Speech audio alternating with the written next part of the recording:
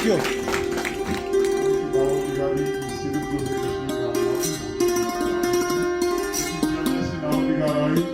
जिन्होंने ऐसे दावत तकलीफ किए कि पूरे आवाम की तवज्जो और आदमी हल्कों की तवज्जो इस जानिब मौसूल कराई है, जिसमें परवेज मानूस की तारीफ की दुख दर्द को बड़ी खूबसूरती के साथ पेश किया है।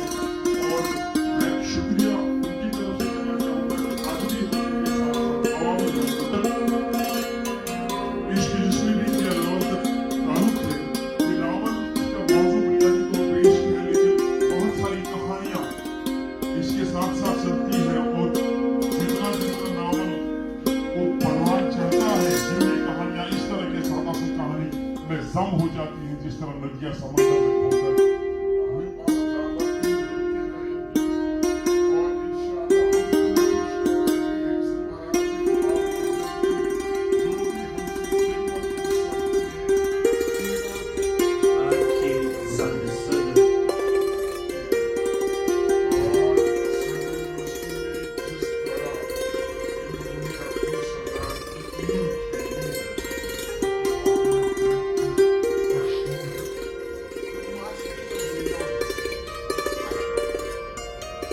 मानूस कई सिनफों में एक साथ लिखते हैं, शायर भी हैं, अफसाना निगार भी हैं, नावल निगार भी हैं, तर्जमाकार भी हैं। और इन्होंने इससे पहले भी उर्दू में 2 नावल और लिखे हैं और पहाड़ी ज़बान में भी इनका एक नावल मंजर आम पे आया है।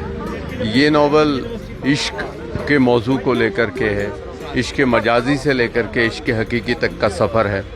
और परवेज़ मानूस की तख्लीक जो है वो हमजहत होती ही होती है। हमें पूरे उम्मीद है कि क़ारीन को भी ये पसंद आएगी और नाक़दीन भी इसे अपनी कसौटियों पर उतार करके इस पर बात करेंगे।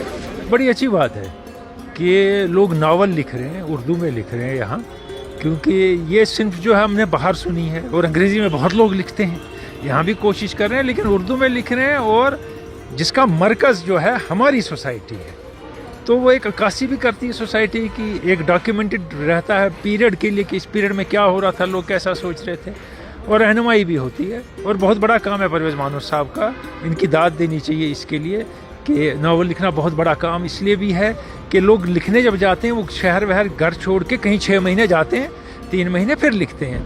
हम इसी सोसाइटी में सारे काम करते हुए लिखते हैं, तो हमारा लिखना या इनका लिखना ज़्यादा मुश्किल है। ये परवेज़ मानूस साहब का नावल है इश्क जिसने भी किया। ये अभी इसकी रूनमाई हुई है, बड़ा बेहतरीन किस्म का नावल है।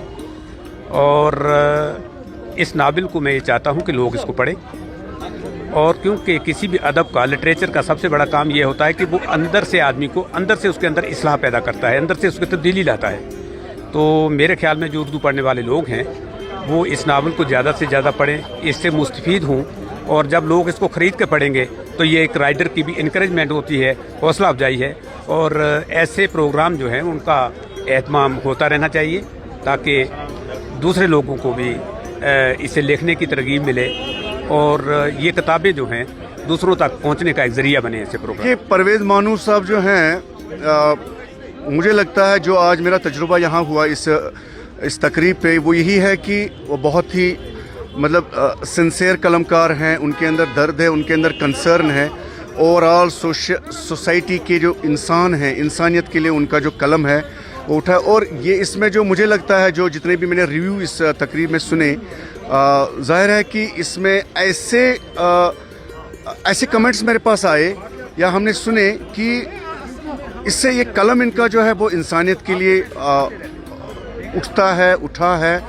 और मुझे लगता है कि हम सबको ऐसी नॉवेल्स या ऐसा जो इल्म है, क्योंकि नावल जो भी जॉनर है, जो भी डिफरेंट जॉनर होता है, उसमें कहीं ना कहीं मैसेज, कहीं ना कहीं communication, because we are in communication, so he is a very good communicator.